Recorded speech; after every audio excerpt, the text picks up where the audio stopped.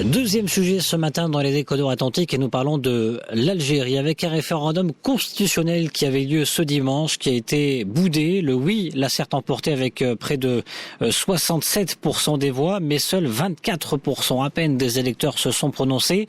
Un référendum pour une nouvelle constitution, c'est un échec pour le régime algérien, Jamal Amiar? Oui, juste avant de répondre à votre question, Landry, si vous le permettez, je voudrais revenir sur ce que M. Boutal vient de dire sur cette image déplorable, si vous me permettez ce retour sur le coup de gueule de M. Boutal. Sur cette image déplorable qu'ont aujourd'hui les Maghrébins sur la scène européenne à cause de ces attentats. Et je crois que cela a un rapport, je pense qu'on va en parler, cela a un rapport avec l'évolution économique et sociale des trois pays du Maghreb qui, depuis un demi-siècle, auraient dû et ont été appelés à travailler ensemble, n'ont pas travaillé ensemble. Et de ce fait, ce que les trois pays du Maghreb ont fait, c'est créer des vagues de migrants et des vagues de miséreux et des vagues de gens au ventre creux et donc susceptibles d'être influents. 23,7% d'électeurs algériens qui se sont déplacés aux urnes ce dimanche. C'est très faible, Jamal Amiar. Oui, c'est très faible. Écoutez, les chiffres parlent d'eux-mêmes. La situation de l'Algérie parle d'elle-même. Elle reflète une situation, bien sûr, extrêmement déplorable. Moins d'un quart des votants s'est déplacé pour ce référendum. Ce référendum aurait dû avoir lieu avant l'été, il a eu lieu après. Les gens qui manifestaient pour plus de liberté ne peuvent plus manifester parce qu'il y a le Covid. Le président est hospitalisé à l'étranger. L'Algérie est un très mauvais exemple de ce qui peut se faire en matière de gestion économique, en matière de gestion politique et en matière de gestion sociale au Maghreb aujourd'hui. Hafid Boutaleb, que prévoyait cette réforme de la Constitution ? Alors, excusez-moi encore une fois, j'applaudis juste la position de M. Amiar. Effectivement, il a tout résumé. En ne travaillant pas ensemble, les Maghrébins se sont dévalorisés aux yeux du monde entier. Voilà, ils auraient collaboré ensemble, on aurait peut-être eu une meilleure image et puis certainement un meilleur niveau de vie.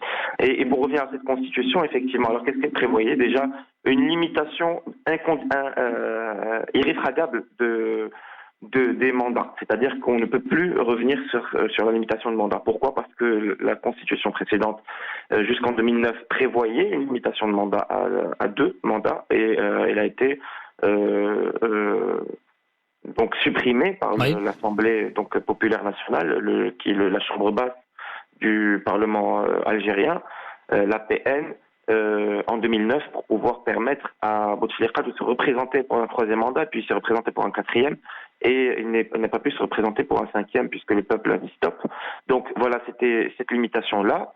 Et puis, elle aussi, un point important, permettre à l'armée algérienne de pouvoir intervenir, en tout cas, pour pouvoir intervenir en dehors du territoire algérien. Puisque cette armée avait un principe fondamental au lendemain de l'indépendance de l'Algérie, c'était la non-ingérence dans d'autres conflits externes. Donc verrou qui saute désormais. Oui, voilà, parce qu'on connaît toute cette mentalité et philosophie tiers-mondiste et non alignée qui avait caractérisé un peu la révolution algérienne.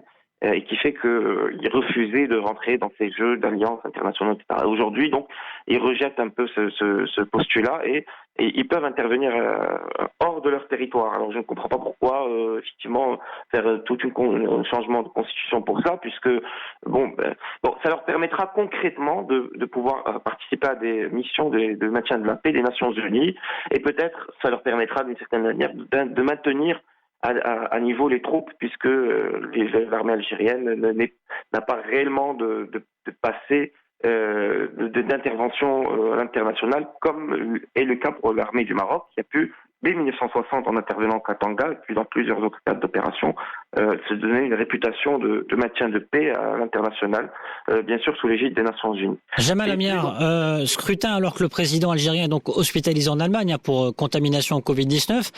Au départ, l'information n'avait pas été lâchée officiellement par l'Algérie, d'ailleurs elle n'est toujours pas confirmée, mais c'est un prince des pays du Golfe qui a fait la bourde, entre guillemets, en présentant des bons rétablissements au président algérien liées à sa contamination au Covid-19 dans un tweet. Quelles sont les nouvelles pour l'instant qui fuitent sur son état de santé? Est-ce qu'on a des nouvelles qui tombent actuellement sur l'état de santé de Abdelmajid Tebboune? Écoute, peu de choses. Il est hospitalisé en Allemagne. Pas de déclaration, pas de mots à la veille du référendum, le jour du référendum, le lendemain du référendum hier. L'homme a, je pense, 76 ans. Ah oui. Il est réputé être très gros fumeur. Au début, il n'avait rien. Ensuite, il était un peu fatigué. Ensuite, il a été transféré en Allemagne. Et on peut imaginer aussi qu'il a été transféré dans un lieu où les fuites sur l'information sont très faibles. C'est-à-dire que c'est ni Paris ni Genève où habituellement où sont allés les dirigeants algériens ces dernières années, où il y a peut-être où les informations sortent plus facilement. Donc, écoutez, cette opacité intégrale sur l'état de santé du président, à cet âge-là, avec une maladie pareille,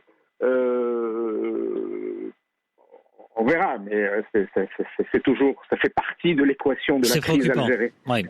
Bien sûr, c'est préoccupant. Ça fait partie de l'équation de la crise algérienne.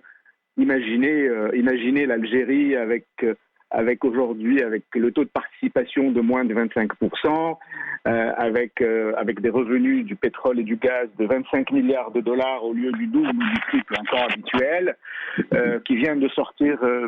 Qui vient à peine d'avoir une élection présidentielle qui s'est mal passée, etc. Je pense que l'Algérie ne se porte pas très bien en ce moment, malheureusement. Ouais. Alors, d'après la presse algérienne, on parle aussi de la tante et de la sœur de Abdelmajid Tebboune qui serait décédée du Covid-19. Décidément, les mauvaises nouvelles s'accumulent. Donc, pour l'Algérie, vous l'avez dit, Jamal Amiar, Afid Boutaleb, on peut clairement dire que l'Algérie, malheureusement, se dirige dans une impasse? Oui, parce que quand même, cette constitution qui était le fer de lance de la campagne de Abdelmajid Tebboune, eh bien, finalement, c'est la montagne qui accouche d'une souris. Parce que, alors il y a 25% de taux de participation, comme l'a rappelé M. Amiar, mais ce 25%-là... 23,7 exactement. Voilà, ils n'ont pas tous, donc c'est moins du quart, ils n'ont pas tous voté pour la Constitution. Aux dernières nouvelles, c'est aux environs de 66%, ce qui veut dire que seuls 3 millions d'Algériens ont dit oui à cette constitution. Or, le nombre d'inscrits est de 25 millions, et le nombre d'inscrits lui-même ne correspond pas au nombre total d'Algériens en âge de voter, qui ont plus de 18 ans. Ce nombre-là est autour de 32 à 33 millions. Mais la question qui se pose, c'est la suite, l'avenir politique du pays. Sur une population de 45 millions, excusez-moi Landry, donc ce qui fait quand même 3 millions d'Algériens seulement sur 33 millions d'Algériens en âge de voter et sur un total de 45 millions d'Algériens qui disent oui à cette constitution. Et on parle d'une constitution, c'est un document solennel qui est important pour une nation. Ben, c'est quand même assez faible pour donner une légitimité, tout en sachant que pour pouvoir être promulguée, cette constitution doit être signée par le président. C'est la procédure. Or, le président n'est pas en état de signer et on a des informations quand même assez inquiétantes sur son état de santé. Ce qui fait que, qui pourra signer cette constitution? Allons-nous vers une sorte d'impeachment en Algérie pour pouvoir mettre en place le successeur prévu, donc en tout cas par la procédure, et son successeur serait le président du Sénat algérien. Et le Sénat algérien, son président a 90 ans, donc on va se retrouver avec un président illégitime de 90 ans qui signe une constitution approuvée par moins de 10% de la population.